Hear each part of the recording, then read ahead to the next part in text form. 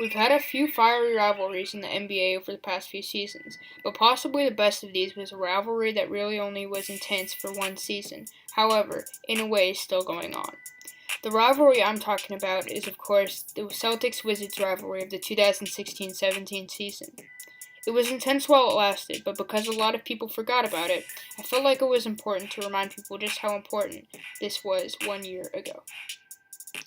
This whole thing started a year and a half ago, if you ask me. At the end of a game between the two teams in January of 2016, Jay Crowder got into it with the Wizards bench, and specifically head coach Randy Whitman. Crowder would go on to be one of the people most involved in the heated actions of this rivalry, and this moment, along with a few others, can be blamed for starting the rivalry. The two teams exchanged curses, and things got pretty heated between the teams. This is a pretty ordinary event, however, so it should have been insignificant. Also, Whitman was fired not long afterwards, so what happened?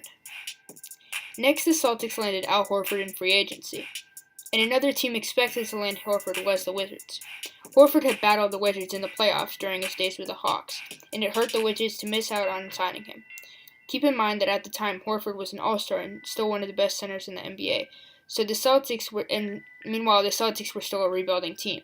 Getting Horford would have made the Wizards contenders to win the East, but instead, a rebuilding Celtics team got him.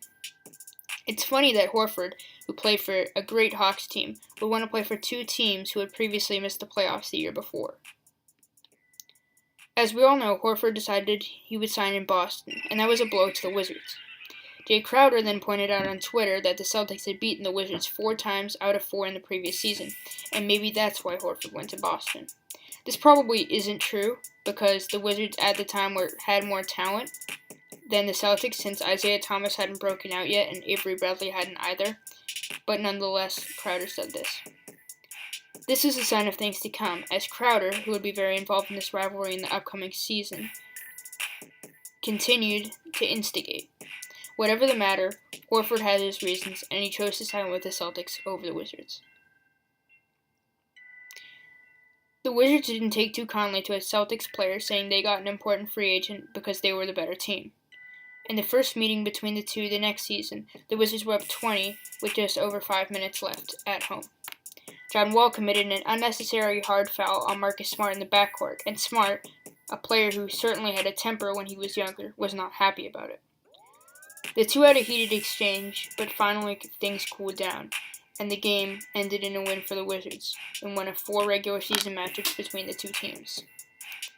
Then in the next game, Bradley Beal received a technical for an exchange with Marcus Smart, a man who had once broken Beal's nose. Beal had a bad history with Smart, and Smart had a bad history with the Wizards. The Celtics won the game, but at the end of the game, Jay Crowder pointed at John Wall and put his finger onto Wall's nose. Wall tried to slap back, and the two had to be separated by security, who held back the two cursing players.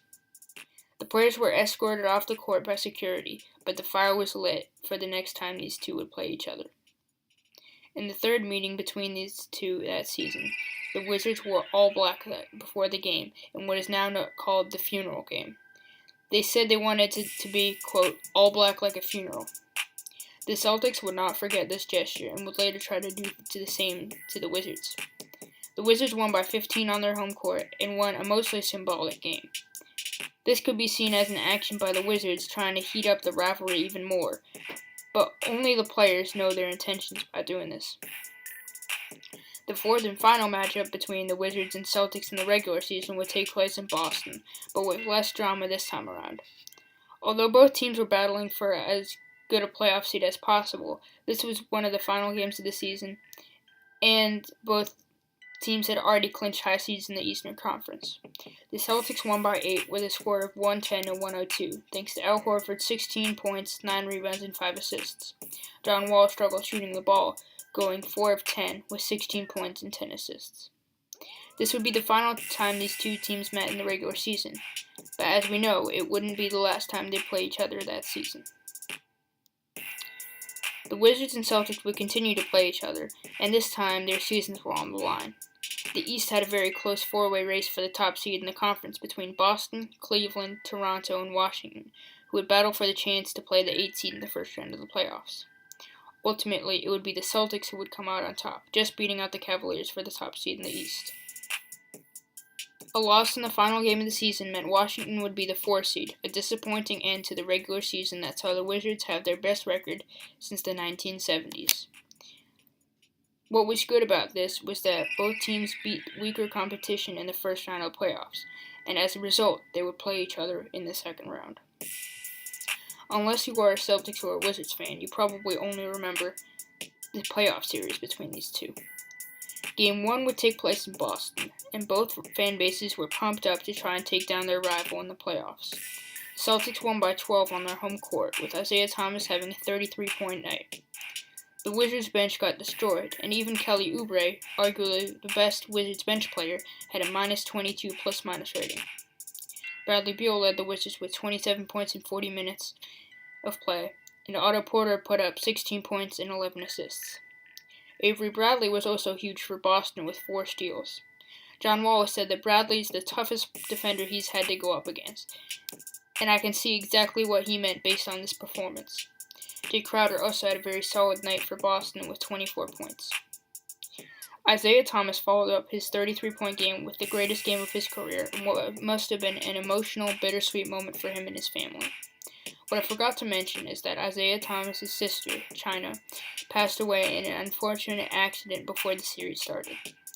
Isaiah took this as motivation and dropped 53 points for his sister on the day of her funeral and led his team to victory. Al Horford also silenced his doubters with a game-high 11 rebounds that night. Bradley Beal had a rough start, shooting just 27% from the field and 11% from 3. Had the Wizards won, I'm sure most people will remember John Wall's monster 40-point, 13-assist performance, but because Boston won, we only remember Thomas's performance. Boston Stars would help lead the Celtics to a big 2-0 series lead over the Wizards as the series shifted back to Washington.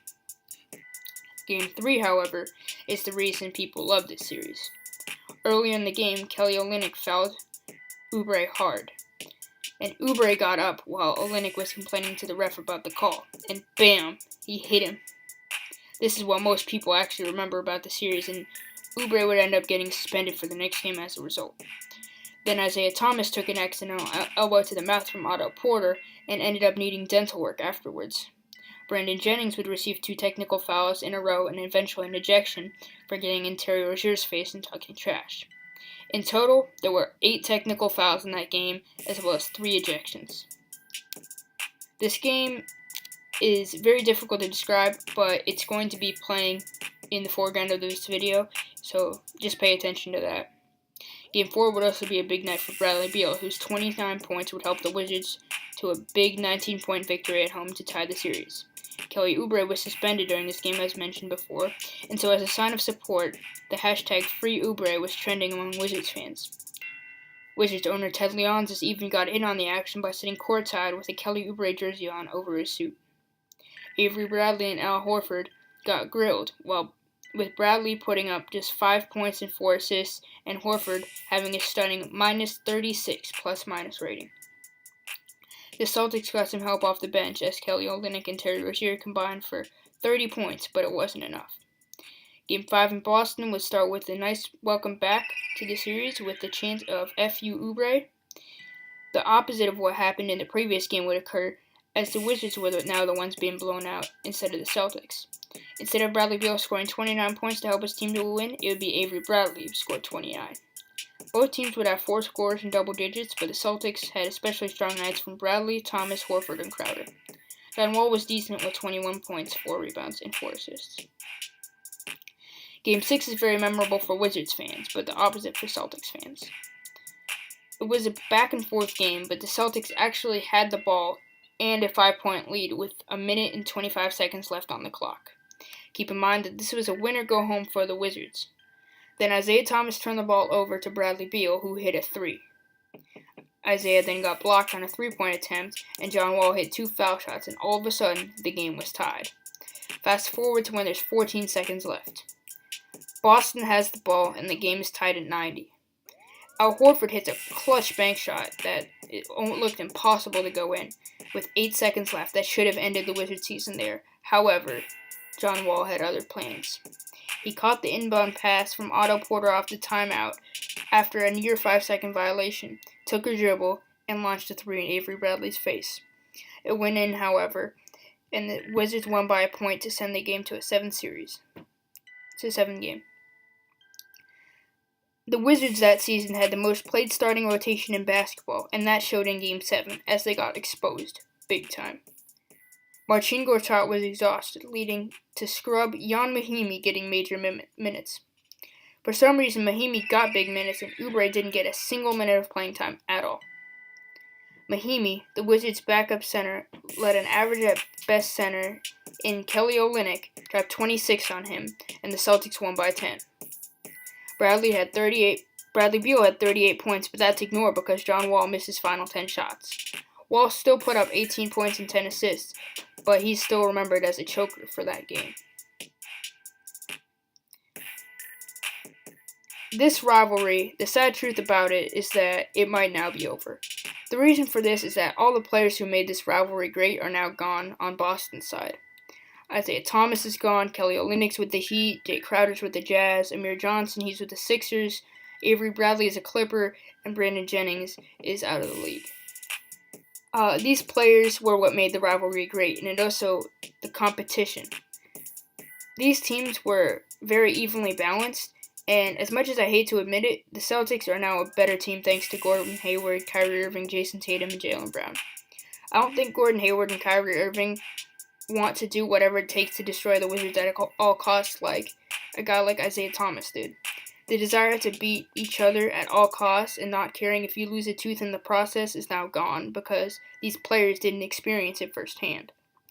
I wish it weren't this way, but unfortunately, the only solution is for the fans to step up and continue to be passionate about the team they love.